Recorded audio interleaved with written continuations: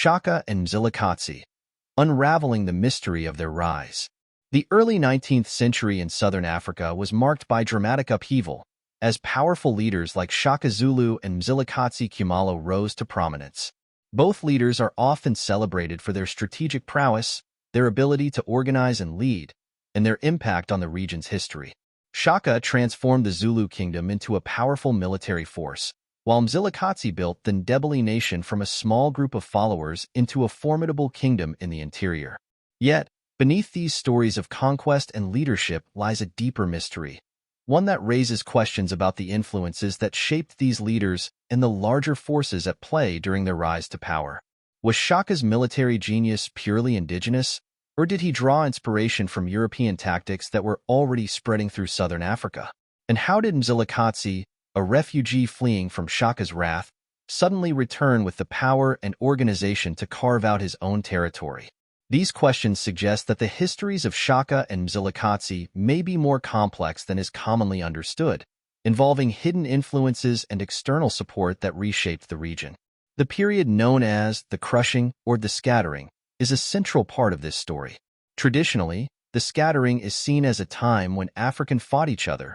Leaders like Shaka and Mzilikazi expanded their power, causing mass displacement and social upheaval across southern Africa. But a closer look at this era reveals that the disruptions may have served purposes beyond local conflicts. As African societies fractured and scattered, European traders, missionaries, and settlers found new opportunities to expand their influence and control over the region. The origins of Shaka's military strategy, more European than African? Shaka Zulu is often celebrated for revolutionizing warfare in southern Africa through his innovative tactics and disciplined regiments. Among his most famous contributions were the introduction of the Iklewa, a short stabbing spear, and the development of the bull-horn formation, a tactical maneuver where forces would encircle an enemy from multiple directions, pressing them into a trap. Shaka's use of large Nguni shields, combined with his emphasis on close combat training, made the Zulu regiments exceptionally effective in battle. However, the origins of these tactics have long been a subject of debate. Many historians see Shaka's strategies as a natural evolution of traditional African warfare, adapted to the challenges of the time. Yet, some aspects of his methods bear striking similarities to European military techniques, raising the question of whether Shaka's innovations were entirely indigenous. The bull-horn formation, for instance, echoes European military tactics of encirclement and flanking, strategies that had been used in European wars for centuries. In European battles, such maneuvers were often key to outflanking enemies and overwhelming them with concentrated force. While traditional African warfare before Shaka typically involved looser formations, quick raids, and ambushes, the disciplined, regimented approach of the Zulu warriors under Shaka's command appears more aligned with the methods of European armies. It is possible that Shaka was exposed to these ideas through indirect contact with European traders, mercenaries, or explorers who had begun to travel deeper into the interior of southern Africa. Even though direct European-Zulu interactions during Shaka's early reign were limited, stories of European battles, firearms, and strategies could have reached him through intermediaries, other African groups who had more contact with European traders. The influence of guns and other advanced military technologies may have been an incentive for Shaka to adapt his own methods, seeking ways to counter new threats and maintain his people's dominance. If Shaka's strategic innovations were indeed influenced by European knowledge, it would suggest that his rise as a military leader was not solely the result of indigenous adaptation. Instead, it may reflect a convergence of local ingenuity and imported ideas, which together created a formidable new style of warfare in southern Africa.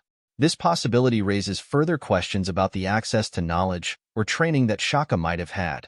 Knowledge that other African leaders lacked at the time. Remember, he disappeared for some time, no one knew where he was. The mysterious transformation of Mzilikazi, a refugee turned conqueror.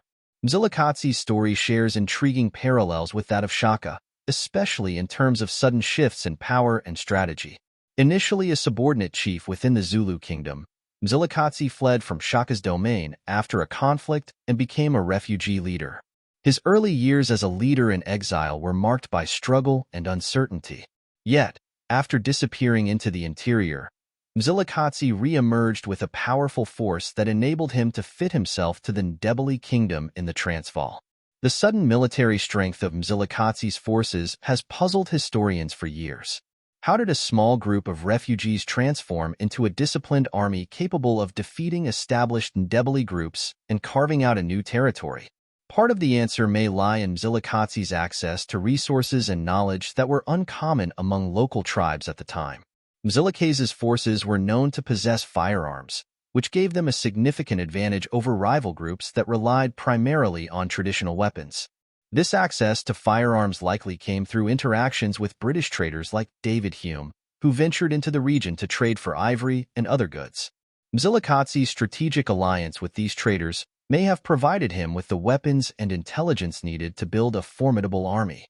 Additionally, Mzilikazi maintained relationships with missionaries like Robert Moffat, who were stationed in the region and had extensive knowledge of European technologies and methods.